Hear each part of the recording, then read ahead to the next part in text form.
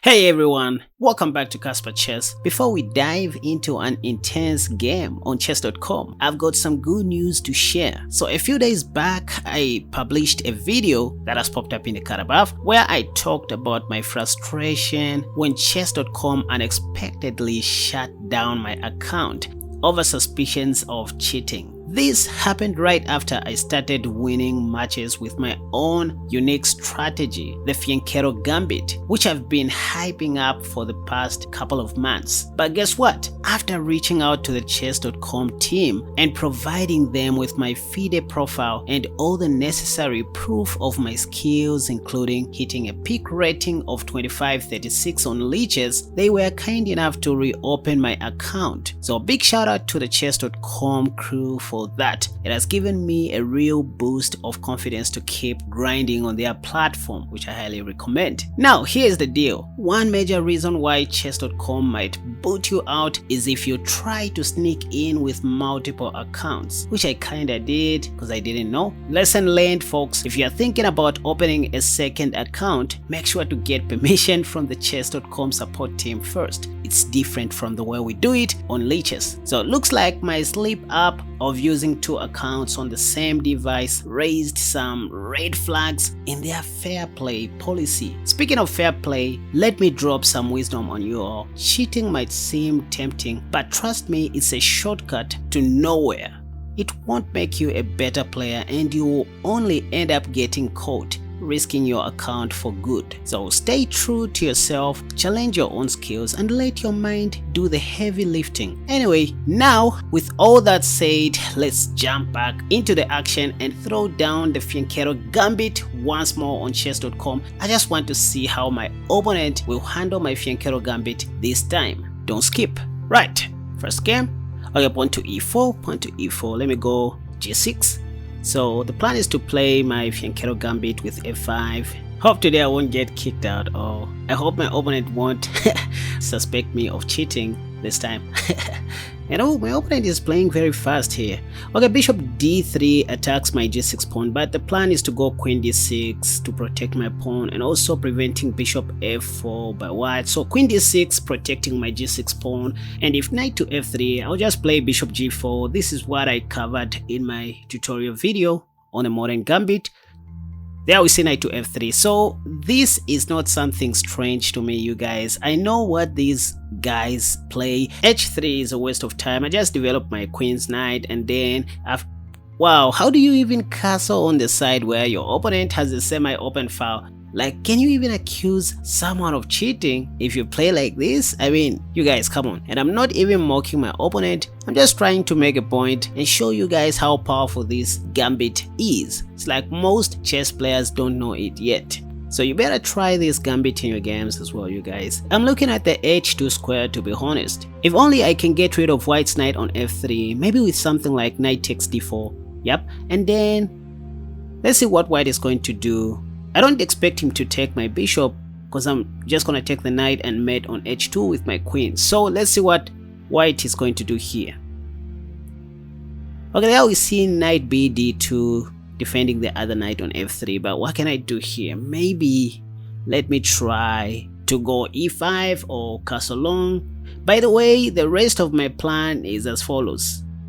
If I don't take on f3, I should go something like castle long and bishop h6, then pawn to e5, and this is what I advised to play in my tutorial video. This is where our pieces are supposed to go. So first of all, bishop h6, yep, putting more pressure on the queen's knight. Given a chance, I would like to go pawn to e5 after castle long. So again, nothing strange here. I covered all these moves in my tutorial video, giving you more reason to watch that video. There we see pawn to c3. What can I do here? Maybe take on f3 and forget about it. Yep, like relieving some tension from the d4 square. So I guess let me just take on f3. I need to take on f3. Knight takes f3, just simplifying the game. So far so good. Yep. And now I think I can exchange bishops, the dark squared bishops. Also attacking the b2 pawn if white doesn't do anything. Okay, rook takes c1. Rook takes c1. What else can I do now? Okay. I think now it's time for me to castle long, putting my king to safety before playing pawn to e5. That's the only move that I can see here, which makes sense. Oh, my light squad bishop is under attack, so I need to address that. How was I going to miss that anyways? So bishop takes f3 first. By the way, before rook takes c1 by white, my bishop was not hanging.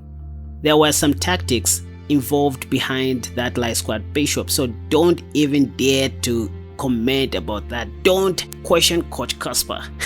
So rook a d1 or rook cd1 by white. If I play e4, there is rook fe1 or simply bishop takes, right? Like bishop takes e4. So castling long puts my king to safety. Okay, queen g4 check. I think let me just go king b8. Yep. Oh, okay, so I just lost a free pawn, but wait a second, that's even bad because of knight f6 and the d rook is going to sit on g8. So it turns out that I played very well by mistake.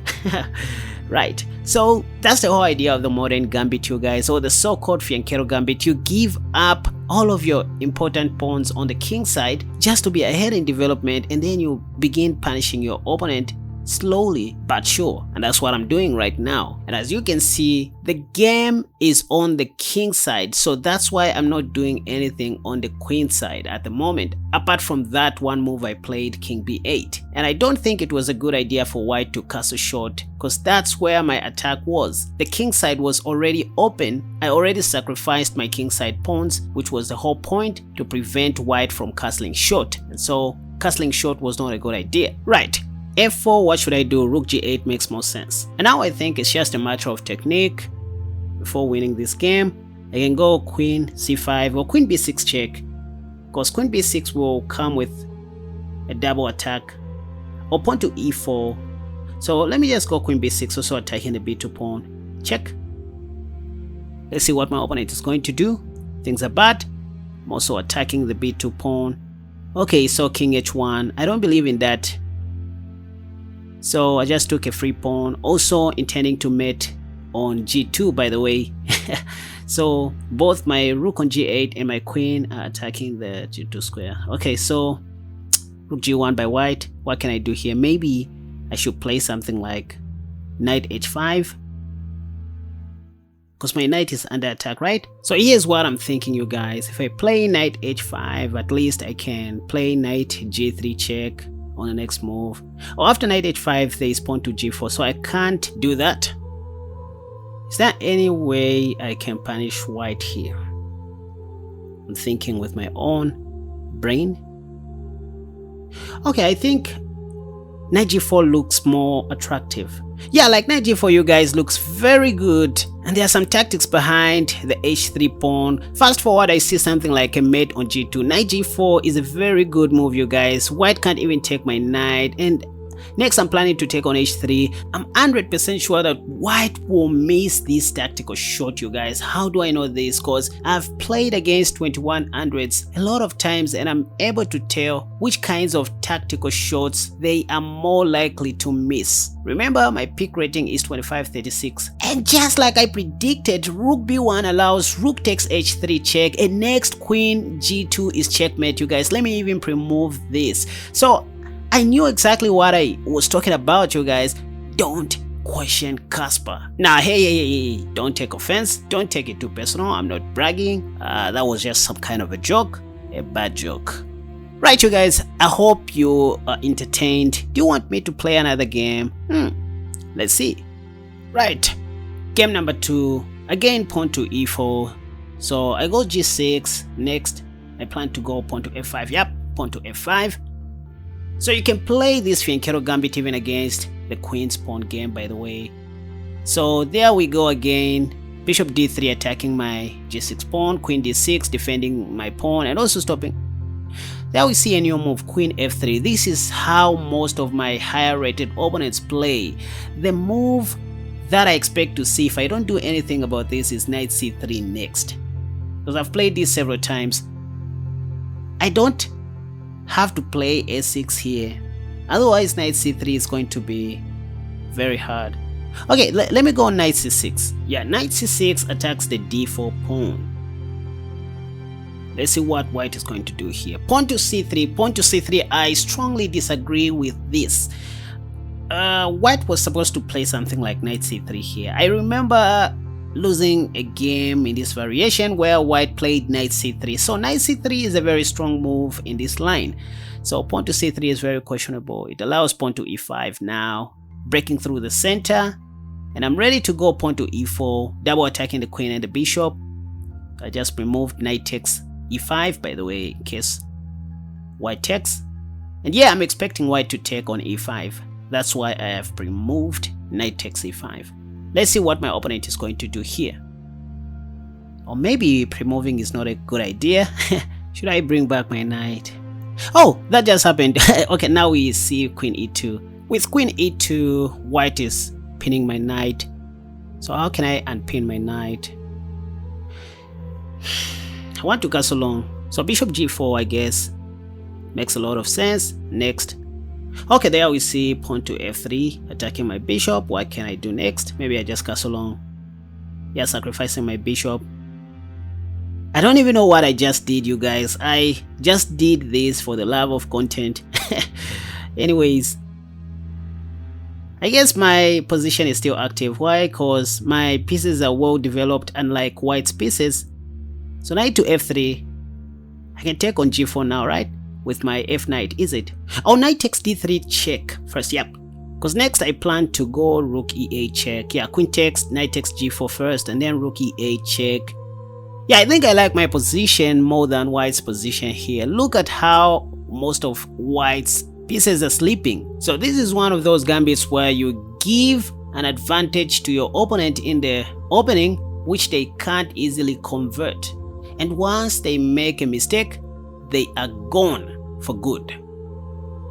This is one of those gambits. It's not a perfect gambit in this world, but once your opponent makes a mistake, like what I'm about to see now, they are dead. Yeah, like king f1 allows me to go queen b6, intending to mate on f2. So queen b6, target is to go queen f2 checkmate. If white allows, okay, there we see queen d4. I don't want to trade off my powerful queen or to exchange my powerful queen with white's less active queen. So bishop c5 is what I'm looking at. Or queen d6. I think queen d6 makes a lot of sense. Queen e6, I mean, intending to mate on e1. So queen e6, intending to mate on e1. Let's see what white is going to do about this. And then I have queen h3 check in the near future. If white is not careful, bishop c5 is coming. So let's see what my opponent is going to do. Did I just hang my rook on h8? Oh, but I have queen e2 check and mate on the next move. So white can't take my rook on h8. To be honest, this was just a fluke.